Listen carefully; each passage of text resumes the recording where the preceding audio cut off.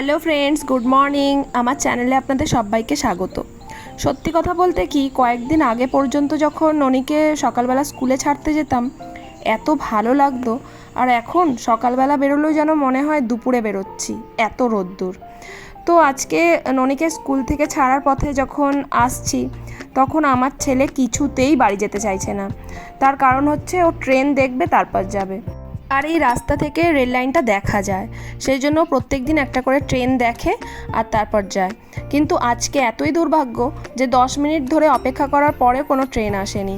যদিও বা একটা এলো, সেটা হচ্ছে মালগাড়ি, সেটার জন্য আরও 5 মিনিট দাঁড়িয়ে থাকতে হলো, কারণ 5 মিনিট ধরে শুধু মালগাড়িটা পাস হলো।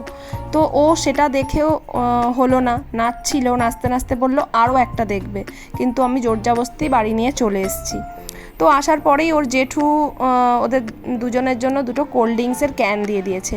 তো ও সেইটা নিয়ে সারাক্ষণ ধরে বসে আছে, কখন ওর দাদা আসবে তারপর খাবে। তো দীর্ঘ অপেক্ষার পর ওর দাদা স্কুল থেকে এলো, তো ওকে একটা ক্যান দিল এবং নিজে একটা নিল, তবেই ও শান্তি পেল। ওর দাদাও আবার স্কুল থেকে আজকে একটা আইসক্রিম নিয়ে এসেছে, মনে হয় আমার ননদের শাশুড়ি তার নাতিকে আনতে গিয়েছিল, তো ওকেও একটা বোধহয় কিনে দিয়েছে। তো সেই আইসক্রিমটা দুজনে ভাগাভাগি করে খাচ্ছে, দেখতেই পাচ্ছেন।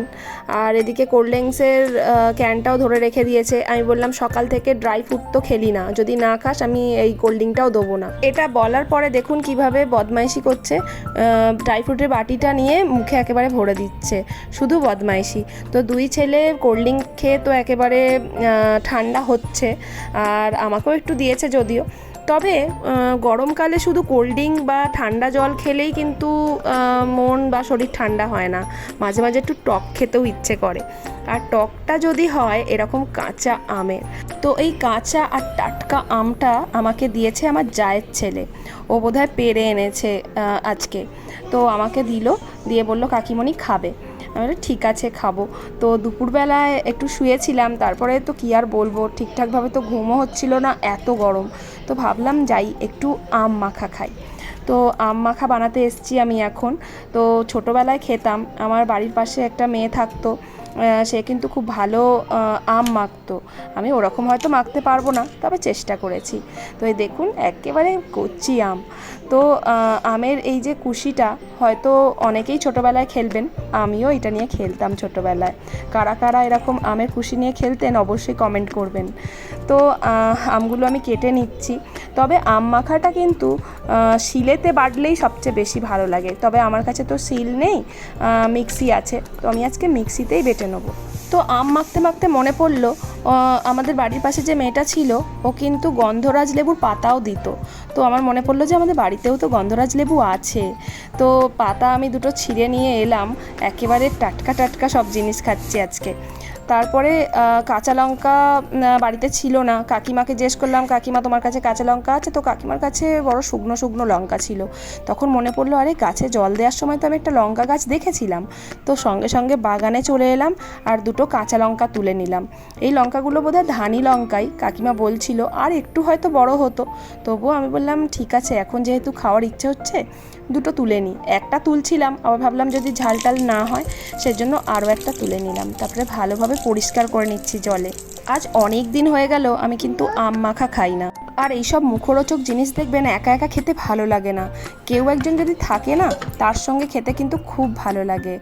আর আগে যখন বাইরে থাকতাম বরের সঙ্গে, আমার বরের কিন্তু সব টকটক খেতে ভালো লাগতো না, তাই একা পড়ে যেতাম, সেভাবে আর খাওয়াও হতো না।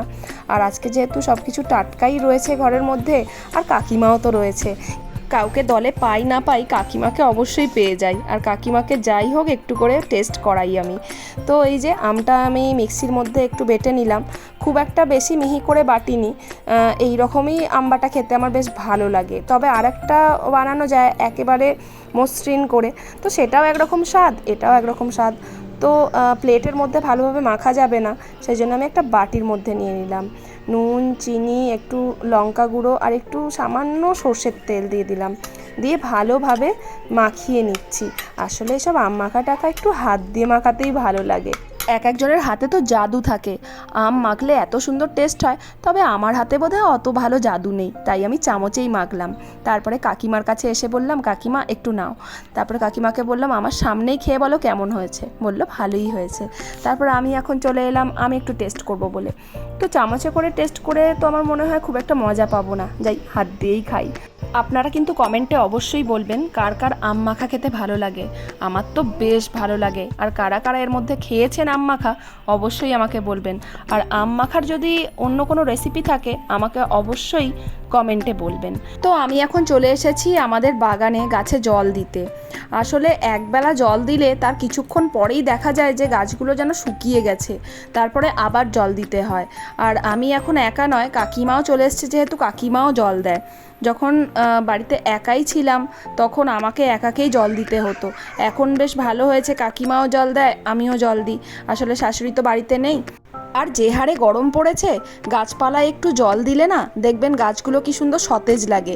আর আমাদের আশপাশের পরিবেশ যদি সুস্থ থাকে তাহলে আমাদের নিজেদের শরীরও সুস্থ থাকবে। তো নিজেদের সাথে সাথে গাছপালারও সবাই একটু যত্ন নেবেন। তো আমার ভিডিওটা আমি এখানেই শেষ করছি। সবাই খুব ভালো থাকবেন, সুস্থ থাকবেন। Bye bye.